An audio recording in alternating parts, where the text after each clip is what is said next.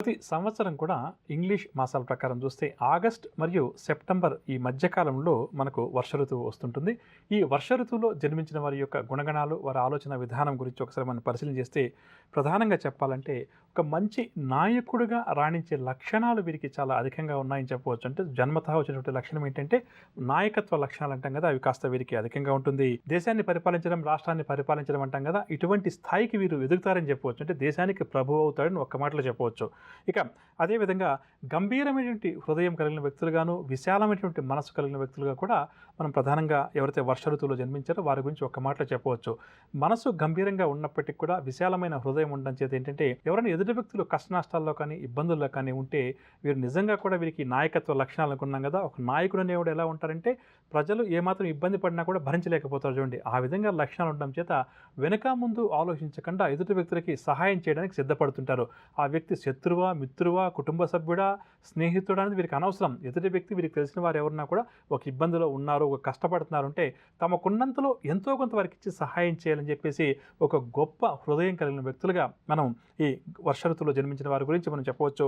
అదేవిధంగా ఏదైనా ఒక పని చేయాలంటే నాకేం వస్తుంది అని చెప్పి ఆలోచన చాలా తక్కువగా చేస్తుంటారు. నేను ఈ పని చేస్తే నా సంస్థకు బాగుంటుందా, నా కుటుంబానికి బాగుంటుందా, నా దేశానికి బాగుంటుందా అన్న వైపుగా వీరి ఆలోచనలు అధికంగా ఉంటాయి. సమాజ సేవ, సంఘ సేవ ఇటువంటివి ఎక్కువ కూడా వీరు చేస్తుంటారు.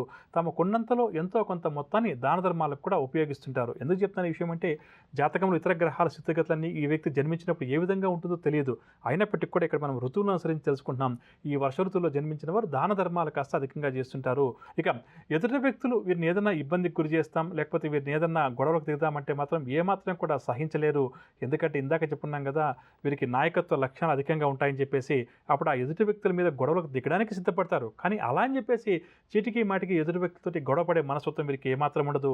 ఎదుటి వ్యక్తులు ఎవరన్నా వీరిని శత్రువుగా భావించి, ప్రత్యర్థిగా భావించి గొడవలకు దిగితే మాత్రం వీరు ఎంత పెద్ద స్థాయి వ్యక్తి అయినా సరే గొడవ పడడానికి సిద్ధపడతారు తప్పితే ఏమాత్రం కూడా వీరు వెనకడు కూడా వేరని చెప్పొచ్చు. అంటే మన చాలా సందర్భాలు ఏంటంటే మన శత్రువు లేదా మన ప్రత్యర్థి మనకన్నా బలవంతులు అయితే మనం కాంప్రమైజ్ అయిపోతుంటాం, ఎందుకు వచ్చిన గొడవలే బలవంతులతో అని చెప్పేసి. కానీ వీరి విషయానికి వస్తే ఏంటంటే ప్రధానంగా ఈ వర్ష ఋతువులో జన్మించిన వారు ఏంటంటే ఒకసారి కయ్యానికి కానీ బియ్యానికి కానీ ఒకసారి ఓకే అన్నారనుకోండి, ఇక ఎట్టి పరిస్థితుల్లో కూడా వారు వెనక తిరిగి చూసుకోవడం అన్నటువంటి ప్రసక్తి మాత్రం ఉండదు. ఓటమిని కానీ అదేవిధంగా విజయాన్ని కానీ ఒకేలా స్వీకరించగలిగినటువంటి గొప్ప మనస్తత్వం కూడా వీరికి కాస్త అధికంగా ఉంటుంది. ఇక ఎవరి దగ్గరన్నా కొంతవరకు ఏంటంటే వారి చెప్పు చేతుల్లో ఉండాలి, వారు చెప్పిన మాట వినాలి, వారు చెప్పినట్లు వీరు నడుచుకోవాలంటే ఈ వర్ష ఋతువులో జన్మించడానికి పెద్దగా ఇష్టం ఉండదని చెప్పవచ్చు.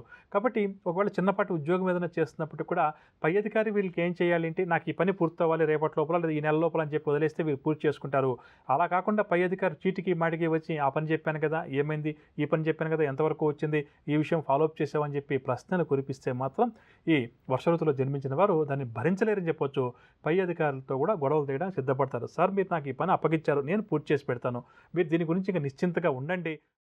అమ్మా, అలాంటి వాళ్ళది నిజమైన ప్రేమ కాదు, అది వ్యామోహం.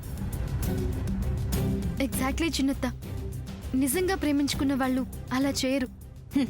ఎంత మనసు విరిగిపోతే కన్న కూతుర్ని పట్టుకొని మా దృష్టిలో చచ్చిపోయా ఉంటుందా తల్లి? అది సరే అమ్మా, తన కూతురుతో తన మాట అనేటప్పుడు ఆమె మాటల్లో వ్యథ, కళ్ళల్లో బాధ గమనించావమ్మా? పెద్దబాబుకు బర్త్డే విషెస్ చెప్పు కూడా వెళ్ళాం కదా. ఊరికే ఎలా కాలిపోతుంది? మంట పెడితేనో పడితేనో తగలబడుతుంది.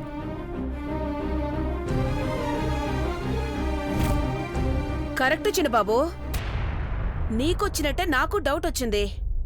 పార్వతే షర్టును తగలబెట్టిందనుకుంటా.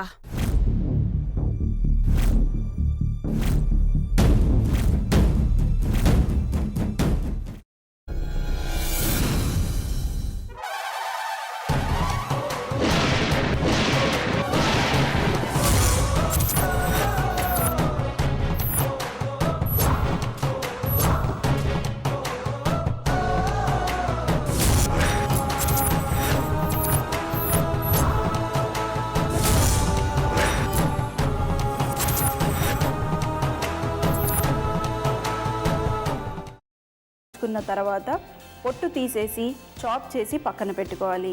ఒక ప్యాన్లో కొద్దిగా నూనె వేడి చేసి అందులో ఆవాలు, మినప్పప్పు, శనగపప్పు, కరివేపాకు, సన్నగా తరిగి పెట్టుకున్న ఉల్లిపాయలు వేసుకుని 1 నిమిషం పాటు వేయించుకోవాలి. ఆ తర్వాత కాల్చి కట్ చేసి పెట్టుకున్న వంకాయని కూడా అందులో వేసుకుని బాగా మిక్స్ చేసి బౌల్లోకి ట్రాన్స్ఫర్ చేసుకుని అందులో తగినంత చిక్కటి పెరుగు లేదా పల్చటి పెరుగు వేసుకుని మిక్స్ చేసి అన్నంతో కానివ్వండి, చపాతీతో కానివ్వండి సర్వ్ చేసినా చాలా బాగుంటుంది.